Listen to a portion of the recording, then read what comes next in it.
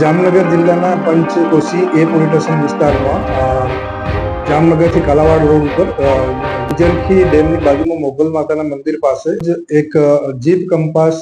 4 wheel ગાડી દ્વારા બુલેટની પાછળ ઠોકી અને અકસ્માત કર્યાની હકીકત સૌપ્રથમ પોલીસના ધ્યાને આવેલ. આ જગ્યા પર સ્થળ તપાસ પોલીસ દ્વારા કરવામાં આવતા પાછળથી વધારે જોરથી ઠોકેલાની હકીકત હોય અને સ્થળ તપાસમાં થોડું શંકાસ્પદ જણાતા પોલીસ દ્વારા તે દિશામાં તપાસ કરતા આ જીપ કંપાસના માલિક છે અક્ષય છગનભાઈ ડાંગરિયા અને મરણ જનાર છે રવિભાઈ મારકણાના પત્ની રિંકલ સાથે આ અક્ષય છગન ડાંગરિયાને આડા સંબંધ હોવાની હકીકત ધ્યાને આવેલ.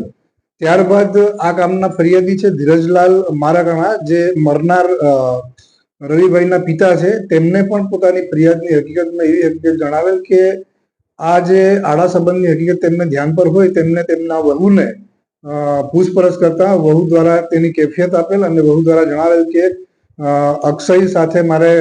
લગ્ન કરવા છે ને લાંબો સમય વિતાવવો છે, પરંતુ મને છૂટાછેડા આપેલ ન હોય. આ રિંકલ અને અક્ષય દ્વારા ગુનાહિત કાવતરું રચી અને કાલાવાડથી પરત આવતી વખતે ગાડીથી ઠોકર મારી જાનથી મારી નાખવાની એક ગુનાહિત કાવતરું પાર પાડેલાની હકીકત સામે આવે તે અનુસંધાને ફરિયાદ લઈ પંચકોશી એ પીઆઈ દ્વારા તપાસ હાથ ધરવામાં આવેલ છે અને આ કામે બંને આરોપી અક્ષય છગનભાઈ ડાંગરિયા અને રિંકલ રવિભાઈ મકવાણા ની પોલીસ દ્વારા ધરપકડ કરવામાં આવેલ છે અને આગળની તપાસ હાલ પંચ એ પોલીસ સ્ટેશન કરી રહ્યા છે.